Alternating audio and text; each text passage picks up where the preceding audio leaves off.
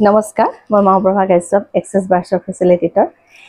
আজি মই আপোনালোকক ক'ম, আমি কিছুমান ক্ষেত্ৰত বহুত সজাগ নহয়, একেবাৰে সজাগ নহয়।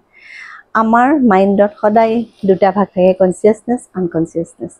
আমি সদায় যিটো আমি কনচিয়াছত ভাবোঁ, যিটো আমি কনচিয়াছ হৈ থাকোঁতে ভাবোঁ, আনকনচিয়াছ সময়ত সেই বস্তুটো আমাক প্ৰভাৱ বহুত ধৰণে পেলায়, বহুত গুণে পেলায়।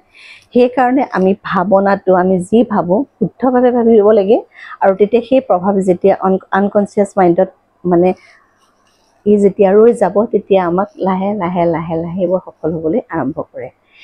এক্সেছ বাৰ্ছ যদি আপোনালোকে লৈছে, এই কথাবোৰ এইকেইটাৰ পৰা সদায় আপোনালোক বিৰত থাকিব। আপোনালোকে কি কৰিব, কিবা এটা কাম কৰাৰ আগত কামটো যেনেকৈ এজন মাৰ্কেটিং মানুহৰ তেওঁ 5 লাখ টকা টাৰ্গেট আহিছে মাৰ্কেটিঙত।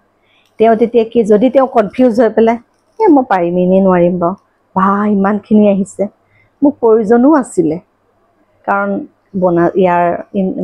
ইয়াৰ পৰা মই অলপ পইচা আৰ্ণ কৰিব পাৰিম, মোক প্ৰয়োজনো আছিলে, কিন্তু কৰিব পাৰিম নে নোৱাৰিম, নাই নহ'ব, বা এইটো মোৰ কাৰণে সম্ভৱেই নহয়।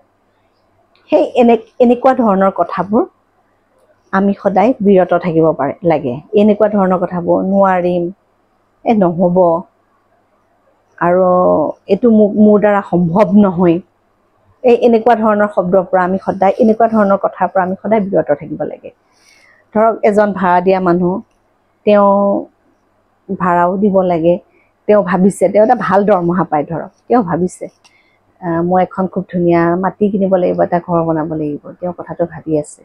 কিন্তু যেতিয়া তেওঁ ছবিটো আঁকি লয়, মই অলপ মাটি কিনিব লাগিব, তাত এটা ঘৰ স্থাপন কৰিম, কথাটো ভাবি যেতিয়া তেওঁ, মোৰ কাৰণে এইটো সম্ভৱ নহয়, মইতো কেতিয়াও নোৱাৰিম, মাটি কিনিব লাগিব ইমান টকাত, আজিকালি মাটিৰ দাম, তাতে আকৌ ঘৰ বনাব লাগিব, ঘৰ বনালেতো আৰু কিমান খৰচ।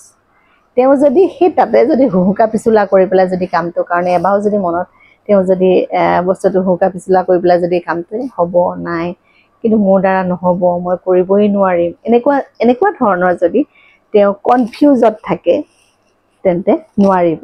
কনফিউজটো কনফিডেন্সলৈ পৰিৱৰ্তন কৰিব লাগিব। কনফিডেন্স, মই কৰিব পাৰিমেই, মই মাটি কিনিব পাৰিমেই, মই এটা ধুনীয়া ঘৰ বনাব পাৰিমেই, 5 লাখ টাৰ্গেটহে, কিয় নোৱাৰিম, মই পাৰিমেই, মোৰ হ'বই 5 লাখ টাৰ্গেট। সেই এনেকুৱা ধৰণৰ কনফিউজটো যেতিয়া আপুনি কনফিডেন্সলৈ পৰিৱৰ্তন কৰিব নহয়, তেতিয়া আপুনি দেখিব আপোনালোকৰ যিকোনো কাম ধুনীয়াকৈ হৈ আহিছে, কাৰণ আপোনাৰ মন মগজুত সেইটো সোমাই গৈছে।